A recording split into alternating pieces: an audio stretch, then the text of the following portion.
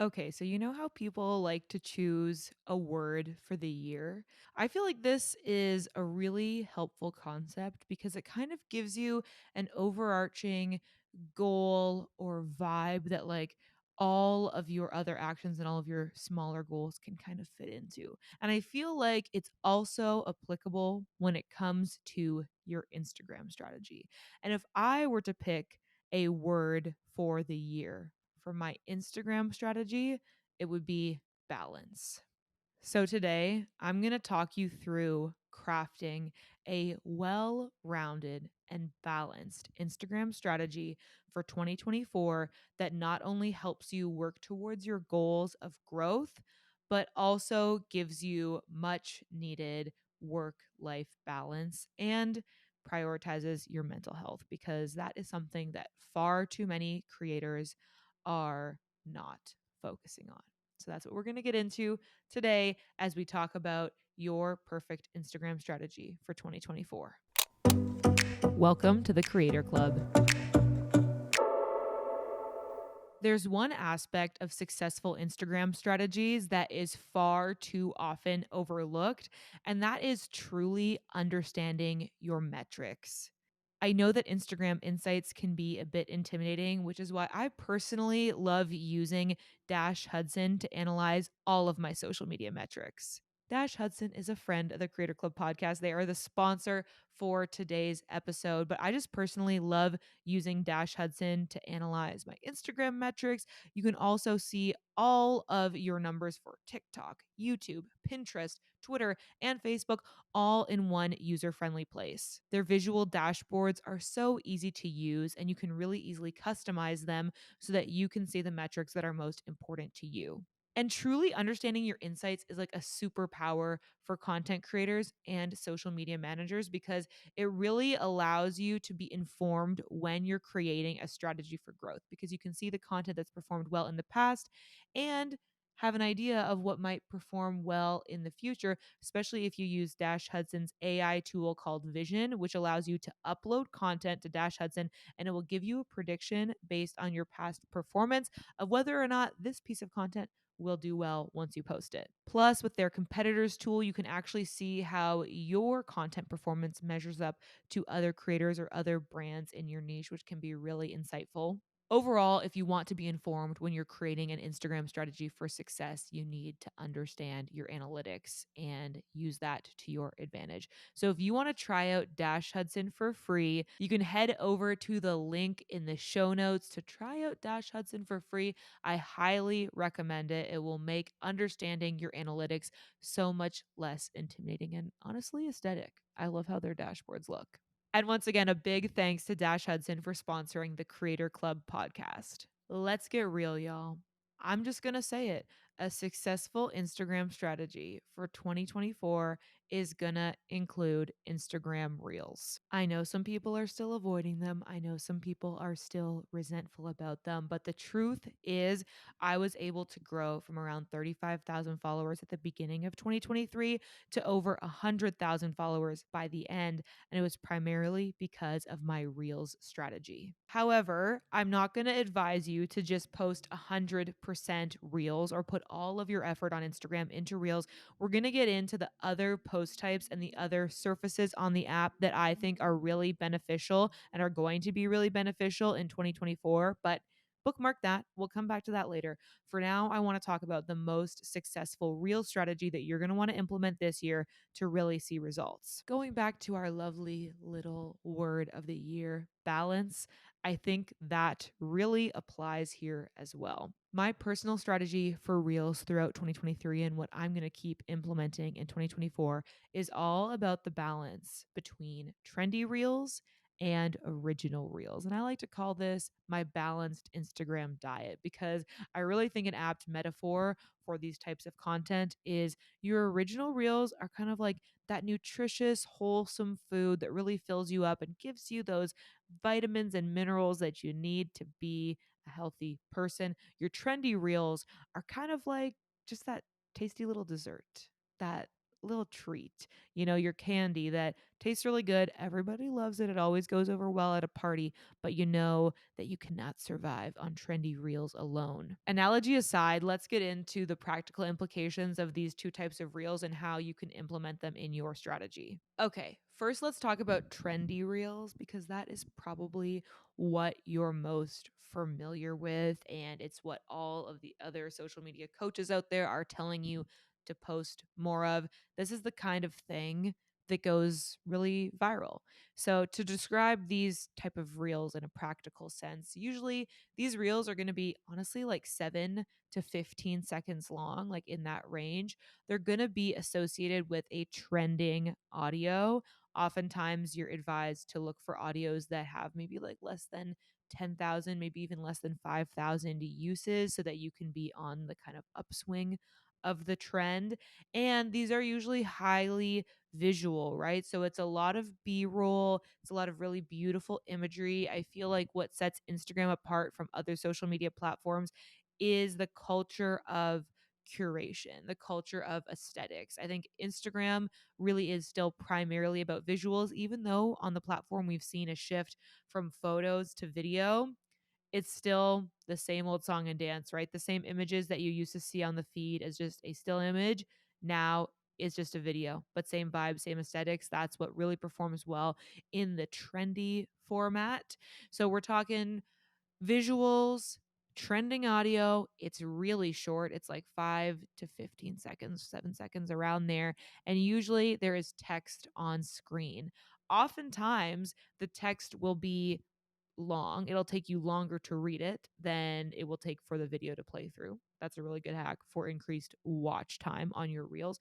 Or people will direct you to read the caption for more information. And then, of course, when you open up the caption, the reel continues playing in the background, which again racks up view duration. I think at this point it's important to note like why these work so well, and it is because of that view duration piece. So the way the algorithm works is Instagram's priority is keeping you on the app for as long as possible, right? And so they want to surface content in people's feeds, not only based on what you're personally interested in, obviously that's an important factor, like you're shown content based on your past behavior. So if I watch a lot of van life videos and tend to spend longer on van life videos before I scroll past, Instagram Reels will show me more van life videos, right? That's a big part of it. But also a big component of it is how much that content has already proven itself to be engaging in terms of how long does it keep you watching for. And really, that view duration, that watch time is the most significant factor in what videos get surfaced with the Reels algorithm. And so that's why these short, trendy reels are so, so effective. There's a couple things at play here, right? For one, using a trending audio tends to help because it's music that is catchy, it's fun, it's attention grabbing, it feels familiar. Generally, this is just human psychology. Music that is a little bit familiar to us, we tend to like it more. We tend to find it more catchy or just more fun to a point. Obviously, they can eventually get oversaturated and then people get sick of hearing the song. But there's kind of that sweet spot where it's familiar, so it's engaging, it keeps people around longer. And then, of course, there's the aspect of the really kind of eye catching visuals changing quickly. Like you'll notice with a lot of these, they'll be very fast cuts. Like each clip will only be on screen for like half a second or less sometimes. And that really kind of like catches your eye, keeps you watching to see what's going to happen next. And then, of course, those text tricks kind of help with the view duration as well because you either are reading for a long time so the video keeps playing, or you're opening up the caption and reading there so the video keeps playing. So all of these are really the algorithmic reasons why trendy reels work so well. And of course, because of that, they're very effective in your strategy as a way to increase your reach and reach larger audiences. That's really the role that trendy reels play. Going back to our little like food metaphor, it's that candy, right? It's the kind of sweet treat that everybody loves. You're scrolling through, it's very easy to consume. You want to stop and take that in. And these reels tend to be kind of like inspirational or entertaining in some way. And so they're just really consumable. Like it's very easy for anybody to want to stop and take that in. And so it helps to increase your reach. It helps get more eyes on your content and then potentially hitting that follow button, especially if your reel kind of promises any sort of like additional journey or follow up. Like if you have something in the text or in the caption that says, like, follow along to see the rest of my journey, or I share tips like this every day, or whatever, that can help with the follower conversion. So that's really the role that trendy reels play. And the other aspect of these is that they're kind of easier to make, right? Because they're shorter, not a lot, has to go into them that way in terms of the actual video clips. And you can make them right inside of Instagram, just selecting an audio, sometimes even a template, throwing clips in there, and then adding whatever text on top that you want. Really, the time consuming factor with trendy reels is coming up with a solid concept for what the text is going to say, or like how you're going to do your own unique play on the trend. That's really the time consuming aspect of trendy reels. So at this point, now that you understand how trendy reels really are effective in an Instagram strategy, you might be thinking, okay, Katie, these are easy to make and they get me a lot of reach and potentially a lot of new followers. Why would I ever make not trendy reels? That's a good question. Let's talk about original reels and their place in your strategy. So, original reels, it's kind of a term that I just made up. I don't know, like I don't think this is a standardized thing, but it's a category of reels that I kind of consider separate from these highly trendy, highly viral reels. And I kind of think about this as like the YouTubeification of reels, because my approach to this style of reels is really just taking my YouTube videos and then like doing that in 90 seconds rather than in 15 minutes. So it's like a talking head video. I'm speaking to the camera, but I'm also shooting lots of B roll and supporting visuals so that as I talk to the camera, other things are coming up on screen to represent what I'm talking about. I also use titles and different graphics to try to make the video as engaging as possible. But overall, it's very similar style to my YouTube videos. Just imagine my YouTube videos, but like 10 times speed, because I'm just trying to get through the information a lot quicker so that obviously it can fit within 90 seconds. Also, crucially, with original reels, they do not depend on a trending audio. In most of these reels, I'm actually putting royalty free music that I got off of like Epidemic Sound in the background. And the reason why I started doing that is because I was running into so many problems with the Instagram Reels audios getting taken down or not being available in certain countries. And it wouldn't just mute the background music, it would mute the entire video. So people in those countries where the audio wasn't available couldn't even hear me talking, even though that should be a separate track than the background music, but the whole reel would be muted. Another significant factor for me anyway is that you can't actually use copyright music like the trending audios in a reel if it's sponsored. If you're doing it for a brand, it has to be copyright free background music. So that also plays into my approach with original reels. Another benefit though of original reels is that because you're not using the trending background music, you're not actually editing it in the app. I edit my original reels in Premiere Pro. You could do it in DaVinci Resolve or whatever editor you like to use. But because of that, you can schedule them. Like you could schedule them with Later, with Dash Hudson, like whatever scheduler you like to use, you can schedule them because you're not using any of the like kind of internal settings from Instagram. So that's the lowdown on original reels. The importance they play in your Instagram strategy is that they provide more than a trendy reel does. You're able to teach something because you have a little bit more time. You're able to share more of your personality because you're actually talking to the camera. You're able to build more trust with your audience through this slightly longer format of content. And I think that's really significant in actually having your Instagram audience become a community, become a group of viewers that actually care about you and what you have to say and aren't just kind of getting your like feed of candy thrown at them, which, is fun to enjoy, but they don't necessarily connect with you. And I think that this is really important and it's often overlooked. I see a lot of creators out there that will invest hard in the trendy content and they're posting like a reel every day that's like cap cut meme here, just trendy audio with beautiful footage there. And Often, in order to like achieve this, you end up, recycling a lot of the same B-roll over and over again, which there's nothing wrong with repurposing. But if every single reel that you put out there is the same compilation of your best clips with different text on top, that's going to be great for, going viral and reaching new people who've never seen you before. But it's going to get kind of stale for people that have been following you a long time and just see the same variation of different, clips over and over again with a different trending background sound. So that's why I think trendy reels play a really important part in reaching new people and being able to really expand your reach. But if you want to have a true community that really knows you and connects with you, including original reels in your strategy is really important. If you're feeling overwhelmed with Instagram content creation or developing a strategy that makes sense for you or your audience, then I wanted to tell you about my agency, Creatorly Media. Over at Creatorly Media, we work with content creators and small business owners to develop Instagram strategies that authentically connect with their audiences. We have a couple different services to choose from, whether you need help with just developing your strategy and then you create the content from there, or if you'd like the full service option where we develop your content calendar and create your content for you. Both are available and all of the details are over at creatorlymedia.com. We know these services have been such a game changer for our clients in terms of helping them to stay consistent and connect with their audiences more often. And I know it just takes a big stress off their shoulders and allows them to focus on what they love doing most, which is running their business. So if that sounds like it would be helpful for you, check out all the details at creatorlymedia.com or head to the link in the show notes.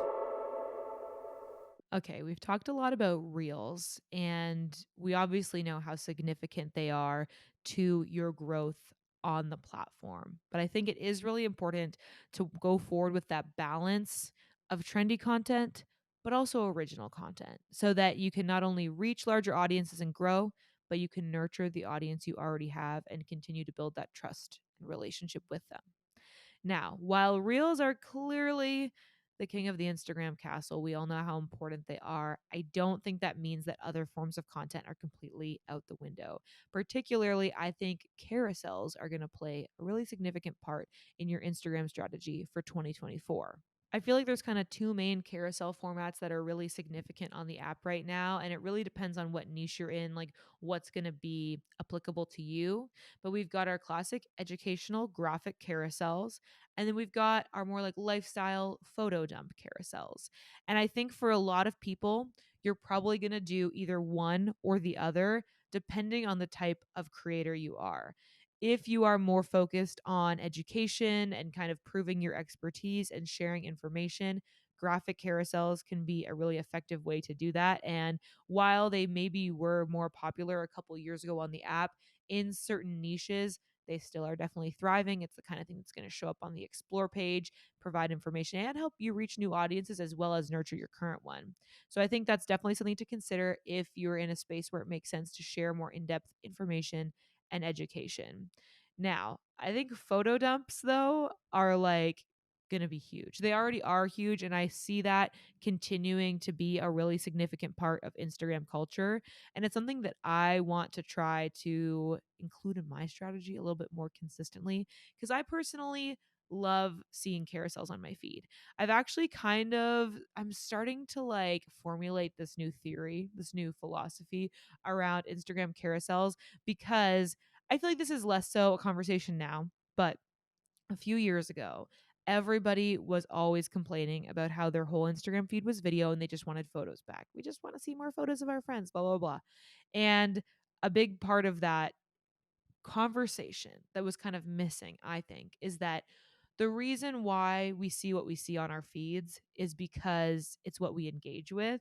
And therefore, it's kind of like we're sending signals to Instagram of what we like. And so, what we spend more time on.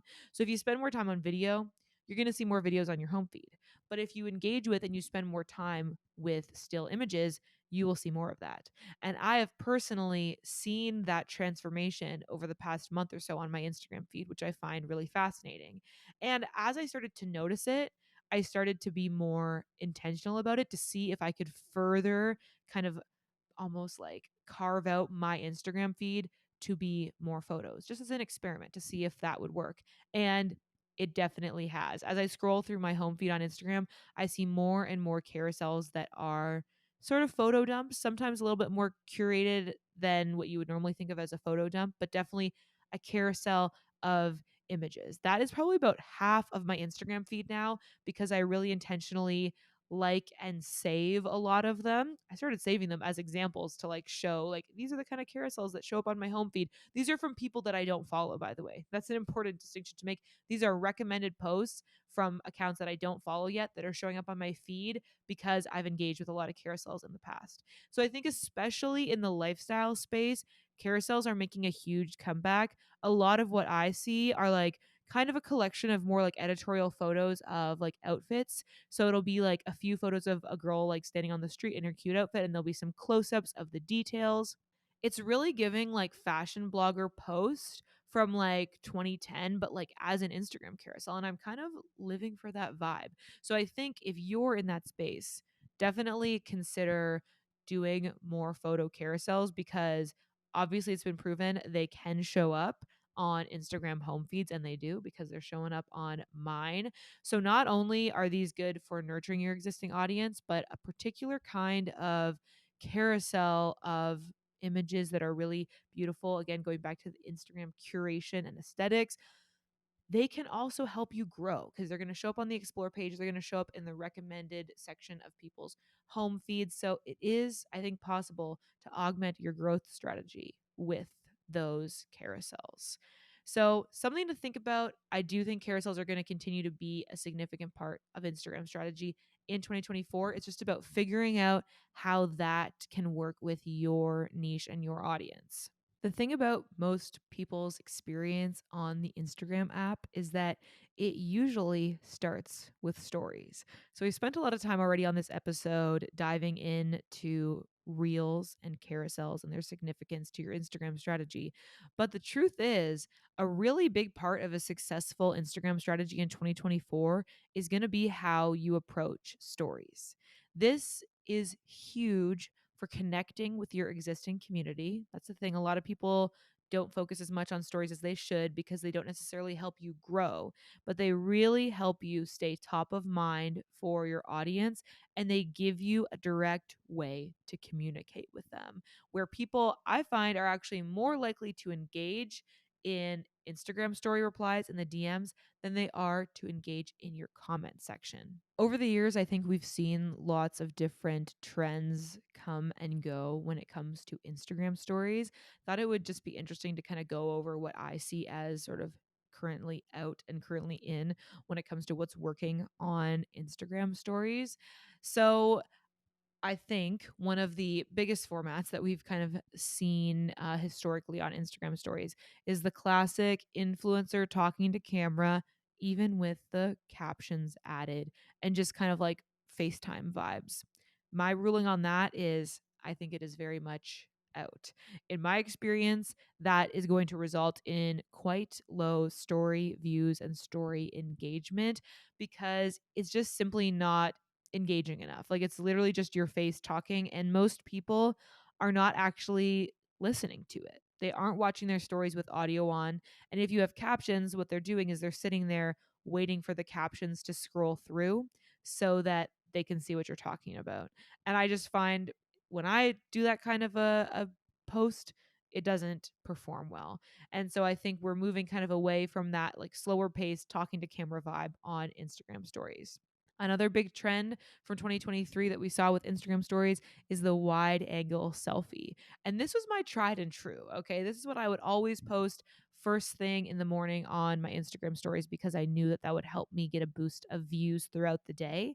But I actually have seen a shift in like the fall of last year where I really started to actually get more engagement posting more environmental kind of aesthetic imagery. So whether that's like a photo of my desk with my laptop out and my coffee next to it, or even just like a photo of my little podcast set or like a photo of my van and like what it looks like, that started to perform way better for me than selfies, which was kind of surprising because there's something about, seeing your face and having that brand recognition that I think helps to increase your story views.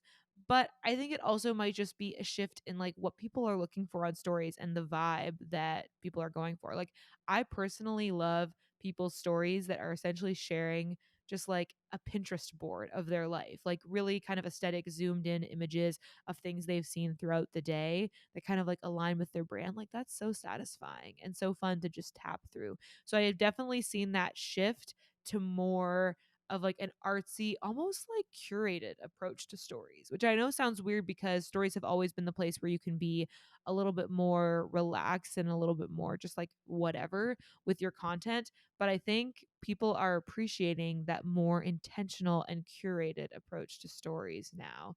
So wide angle selfies, I'm not going to say they're completely out, but they're maybe not quite as in as they once were. And more like environmental aesthetic shots seem to be doing really well. And the last thing I'll say about like what's kind of performing well on Instagram right now, I think that a lot of text is kind of a deterrent to people engaging more than it used to be. I think for a while we were at a place where people were willing to actually like tap and hold on the screen to read your whole thing, and depending on what it is, if it's like attention grabbing enough, if it's salacious enough, then people will. But in general, I think it is more effective to have a little less text so that people can really easily scan it without having to like tap and hold to read. So, aesthetic images with just a sprinkling of text, that seems to be kind of the sweet spot for Instagram story content right now. Overall, the biggest thing with your Instagram story strategy is you need to generate engagement. The Instagram story algorithm is very much prioritizing surfacing content that people are actually engaging with, primarily through DMs. That kind of seems to be the most heavily weighted signal in the Instagram story algorithm, as if somebody replies to your story via DM. But other engagements are also important, like voting in a poll, submitting to a question box, or tapping the little heart to like your story. These things are all really important when it comes to getting your story more reach, because the way it works, just like with the Instagram feed, Instagram will show your story to a test group of people. If they engage with it, if they reply via DM, etc., then the story will be pushed to a further group of people, again with that test mode of are they replying, are they engaging, and then again pushed further. So if you can make sure that your story is going to be engaged with by that initial group of people who first see it, it will show up more prioritized, more highly ranked in more of your followers' story feeds. So if you can at all make your story something that people are going to reply to, that will help you a lot with getting your story surfaced in more of your followers' feeds. My personal Instagram story strategy for 2024 is going to be posting 3 times per week, because I did a whole like deep dive experiment into this in like the fall of 2023, where I tried posting every single day, like just super often, like as frequently as I could. So, like 3 times per day with like multiple like slides per posting session for like a week. And then I tried posting way less often and fully letting my stories expire before posting again, and I found that to be much more effective in actually having each individual story getting more reach. So that is what I'm going to carry with me into 2024. I'm going to try posting on my Instagram story on Mondays, Wednesdays, and Fridays, and then fully let it expire so that each story has as good a chance as it can at getting engaged with. And again, of course, prioritizing posting stuff that's going to get engaged with via DM. That's a big priority. So, hopefully, you have felt this common theme throughout this episode of balance. With our Reels strategy, we're posting Reels that reach out to the masses, that help gain us new followers and new audience through trendy Reels. But we're also posting content that helps to nurture our relationship with our existing audience through original Reels. And with carousels, you can do the same. You can craft your carousels to show up on the explore page, show up in people's recommended feeds, but you can also share more personal photo dumps that help to establish that relationship with your audience. And with stories, you can optimize for more reach. You can truly post in a way that will get you more story views without having to post every day. In fact, it's probably better to post a little less often and you'll see results. So, with this approach, with this strategy, you're able to increase your results on Instagram, get that increased reach, that increased follower count, but still approach it in a way that feels authentic to you and that doesn't burn you out. And of course, it's important that when you're crafting your Instagram content, you're doing it in a way that's informed with your past results and with your own personalized metrics. Because as much as I can give you advice on the general themes and trends that I've seen with my own accounts and, with client accounts at Creatorly Media, only you can know what works well for your audience by analyzing your own analytics, which I highly recommend you do with Dash Hudson, my favorite social media analytics platform. It truly is the best way to see all of your platform's insights in one place, and you can customize your own visual dashboards so that you can really dial into the metrics that are important to you and where you want to see improvement and success. And that can really help to inform your own content strategy. So, once again, thank you to Dash Hudson for being the sponsor of the Creator Club podcast. You can get your free trial of Dash Hudson at the link in the show notes. And as always, thank you so much for watching. I really appreciate you being here. I'd love to hear from you if you have feedback about the show, or if you just want to tag us in your little screenshot of wherever you're listening right now. You can tag us on Instagram at Creator Club Podcast, and make sure you follow us over there to see clips from each episode and little behind the scenes pieces. I've been really working at reviving the Creator Club Podcast Instagram, so I'd love to hear from you over there. And as always, thank you so much for watching, and I'll catch you in next week's episode. Bye.